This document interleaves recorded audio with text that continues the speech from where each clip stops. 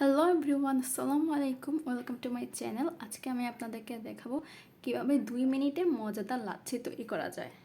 এই লাচ্ছি তৈরিতে মাত্র 5টা উপকরণ লাগবে: লেবু, দই, লবণ, চিনি এবং পানি। আমি এখানে মিষ্টি দই ব্যবহার করেছি, আপনারা চাইলে টক দই ব্যবহার করতে পারেন। 4 থেকে 5 চামচ দই আমি ব্লেন্ডারে ঢেলে নিলাম। অতঃপর আমি এক টুকরা কাগজে নিয়ে চিপে চিপে সবগুলো রস বের করে দিয়ে দিলাম ব্লেন্ডারের ভিতরে। আমি দইটা এমনভাবে কেটেছি যেন কোনো গর্ত না হয়, গর্ত হয়ে গেলে পানি উঠবে দইতে। দেন আমি লবণ দিয়ে দিলাম।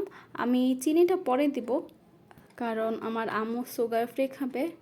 দেন আমি ফটাফট 2 গ্লাস পানি ঢেলে দিলাম, যেহেতু আমি 2 গ্লাস লাচ্ছি বানাবো তাই। তারপর আমি ব্লেন্ড করে নিলাম।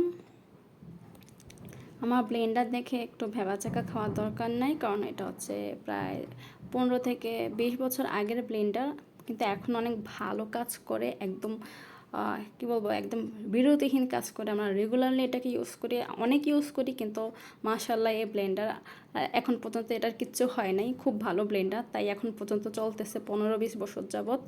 অনেক পুরাতন ব্লেন্ডার। এখন আমি আমার আম্মুরটা ঢেলে নিয়েছি, তারপর আমি বাকিটা আমি খাবো তাই আমি চিনি দিয়ে দিলাম। এখন আবার একটু চিনিটা ব্লেন্ড করে মিক্স করে নেব। আপনারা চাইলে এর সাথে পুদিনা পাতা সহ আরও অনেক মশলা দিয়ে মিক্স করতে পারেন। যেহেতু এটা মাত্র 2 মিনিটের, সেহেতু আমি আর কিছু মিক্স করব না, এটাই যথেষ্ট। এই তো রেডি হয়ে গেল 2 মিনিটের তৈরি ফটাফট লাচ্ছি। Thanks for watching.